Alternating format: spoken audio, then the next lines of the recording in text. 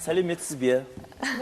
Қайырлы таң. Қалайсыз, көңіліңіз қалай, барлығы жақсы ма? Шүкір, Аллаға бәрі жақсы. Жоқ, мен риза отырмын негізі. Асхат деймін, сен отырсың мұнда өзінше бағдарламаны жүргізіп, ал Ләззат ұшақты жүргізеді. Ай, мен қыздардың көлік айдағанына қарсы болып отырмын ғой мен. Сөйтсем ұшақ айдайды екен. Ал көлік айдайсыз ба машина? Қазірге жоқ. Айдау білесіз. Негізі бірақ айдау білесіз? Қатты меңгермесем де, бірақ кішкене білемін. Ой, мынау қызық екен. Ұшақ айдай алатын адам машина айдайтын жер. Әлде ұшақпен келдіңіз бе қазір? Әлі қызыққан жоқпын машинаға. Бірінші ұшақ, сосын бар. Сіз негізі анау жердегі кептелістен шаршап кеткен шығарсыз, сонымен ұшаққа отырып кеттім деп. Негізі рахат қой, кептелістің барлығынан шаршап, аспанда жүрген. Аспанда пробка, гаи жоқ қой. Иә, емін-еркін дейсіз ғой. Қандай керемет. Негізі осы мамандықты неше жыл оқыдыңыз? Қалай келдіңіз, қалай қызықтыңыз осы мамандыққа? Негізі шынымды айтатын болсам, бұл мамандыққа байқаусызда деймін ба? 5 минуттың ішінде қабылданған шешім болады. Ентідағы жаңа қайсы грант қайдан шығады? Иә, сол сұрақ қой. Досымды көріп қалдым, қайда тапсырасың? Осында тапсырам, давай кеттік деп түсіп кеткен, бірақ білген жоқтығым. Осы ұшқыш мамандығы екен, кейін түскеннен кейін барып, қойш, мен ұшқышқа түстім ба деп ше. Сондай жағдайлар болған. 5 жыл оқыдық академияны.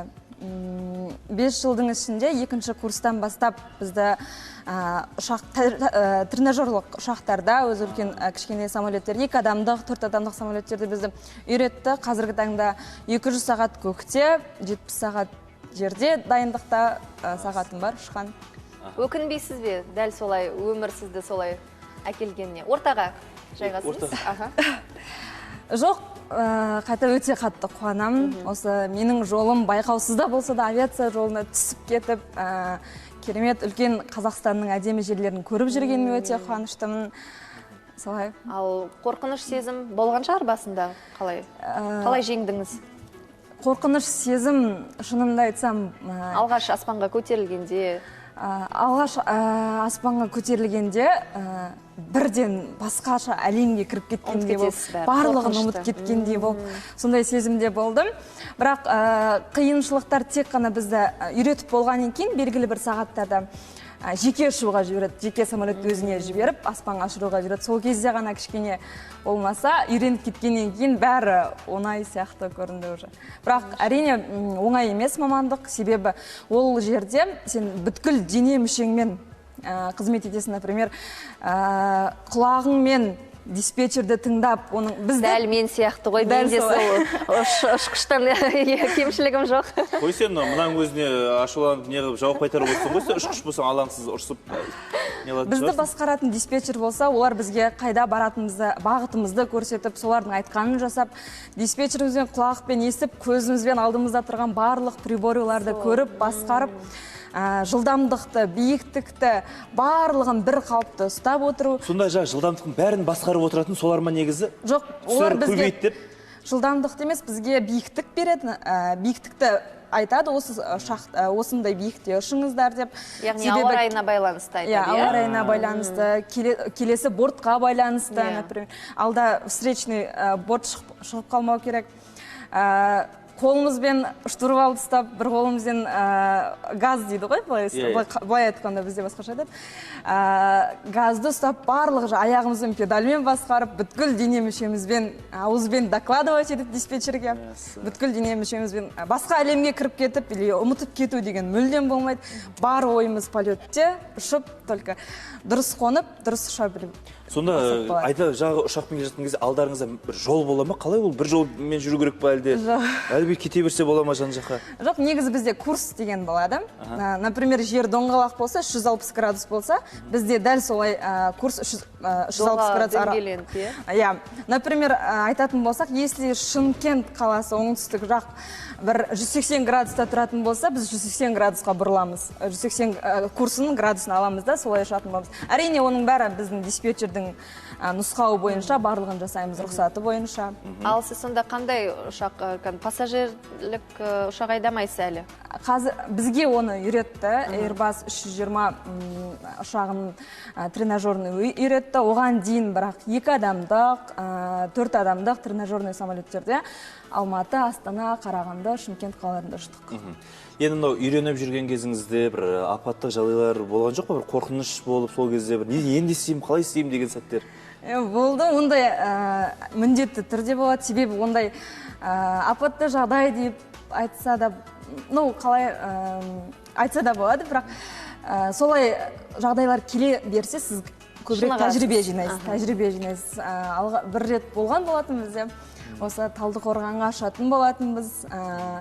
Талдықорғанға көбірек ұшып қойдық біз, неден берілген сағаттан көбірек ұшып қойдық та. Бізге берілген сағатқа байланысты топливо дейді ғой. Топливоны солға өлшеп қоятын болады. Қайтып келе жатырық Талдықорғаннан, сөйтіп бізде бірден Бұрындайдыға қонамыз, қиын болып кетті. Біздің самолет қонуға ешқандай дайын емес, және оның ограничениесі болады ғой, осындай погодада қонуға болады. Жанармай бітіп жатыр дейсіз. Жанармай бітіп жатыр, біз деген алдымызда самолет ұшып үлгерді, қонып біз келе жатқанда қиын болып кетті. Сосын не істейміз деп, инструктор маған ойындама, қазір бүйтеміз деп, жанымызда әр жерде, осы ұшып жатқан жері запасной аэродром деген бар. Сол жерде, еще соның алдына жаңбыр жауған екен. Паласа жер лай барлығы. Сөйтіп біз кез келген жеріне сол запасной аэродромның қондық. Ол бірақ қараусыз қалған аэродром. Яғни ол жерде асфальт жоқ. Асфальт жоқ. Жай тегіс жер болды. Шөп кәдімгі дала. Сол жерге қондық, күттік. Мен жауынның басылғанын, құйынның басылғанын, сосын хабарласып, бардық аэродромға, қондық, Аллаға шүкір аман есен. Бірақ жаңағы топливаны ашып қарасақ, жоқ ішінде уже. Бір андай чудо дейма, қалай, сондай сияқты жағдайлар болды. Қарағанды ұшқанда сондай GPS отказ беріп, туман болып кетіп, артқа қайтқан кездер болған, сондай сияқты. Ал енді жалпы қыз ретінде, қыз бала болып ұшқыш болған қалай екен? Жалпы білеміз, Тоты Амирова деген бар, қазақтың ұшқышы, өзі бірең сараң шығар. Қалай екен? Ерекше елдің назары сізде ме әрқашан? Елдің назарынан бұрын өте үлкен жауапкершілікті аласың қыз баласы. Әлде бүйтіп жоғарыдан менсінбей қарай ма ер адамдар? Ондай жоқ па? Жоқ, бізге барлығына теңдей қарайды. Сен қызсың ба, ұлсың ба? Бізде айтатын инструкторларымыз, в авиации женского рода нет деп ше. Біз барлығын принял, готов деп барлығын қыздарды. Солай жауап бересіз бе? Солай жауап береміз. Қыздарды нәзік екен ғой, немесе ой, поблажка жасайын деп, ондай мүлдем жоқ. Ұрсатын кезде қатал, өте қатал. Ұрсып алады, қате жасасаң бәрін, как әскери адамдарды қалай дайындайды, дәл солай дайындайды. Ал бірақ ұшқыш болу үшін әскерге барудың қажеті жоқ, міндетті емес пе? Ол әскери... Ол да бір дайындық қой. Военная авиация бар ғой өздерінде. Ақтөбе қаласында. Біздікі азаматтық авиация. Ләззат, негізі өзіңіз тұрмысқа шыққансыз ба, тұрмыс құрғансыз? Ой, басталды. Енді сұрау керек қой енді? Жоқ, тұрмыс құрмаған. Қойыңдар, бүкіл ел қарап отыр. Мен ең алдымен бірінші осы карьерамды жалғастырып алайын, сосын барлығын үлгерем. Жоқ, конечно, тұрмысқа шықпайсыз, аспаннан іздеп жүре бермей, жерден іздесеңізші жігітті. Өзі аспанда ұшып жүрген біреу табылады. Асхат, өкінішке орай бізге уақыт шектеулі. Ләззат ханым алтын уақытыңызды бөліп, арнамызға келіп, барлық ұшқыш болудың құпия сырларымен бөліскеніңізге көп рахмет дейміз. Сізде көрерменімізге таңғы тілек жолдайтын мүмкіндігіңіз бар. Екінші камера қарап тілек жолдасаңыз болады. Сіздерге рахмет шақырғандарыңызға. Менің ертең туған күнім тұғын. Ертең шақыру керек еді сізді. Қазір ата-анама рахмет айтып өтсем де. Әрине. Анашым, әкешім мені көріп тұрған болсаңыздар, сіздерге алғысым шексіз осы жарық дүниені маған көрсеткендеріңізге. Сонымен қатар менің ата-анам, мен қандай таңдау жасасам да, әрдайым қолдап, жанынан табылған кісілерді. Қарсы болмайды. Сіздердің барларыңызға шүкір, мен сіздерді жақсы көрем, мені дүниеге алып келгендеріңізге алғысым шексіз. Мен сіздердің үміттеріңізді ақтайтын балам. Андай тамаша. Ләззат тіпті толқып кетті ғой. Мен сезіп тұрмын, мына жерде дауысы дірілдеп, көзі мөлдіреп кетті ғой. Бағдарламамызға алтын уақытыңызды бөліп келгеніңізге үлкен рахмет. Қазақ қызы қандай болу керек деген кезде ұялмай міне деп көрсететіндей екен Ләззат.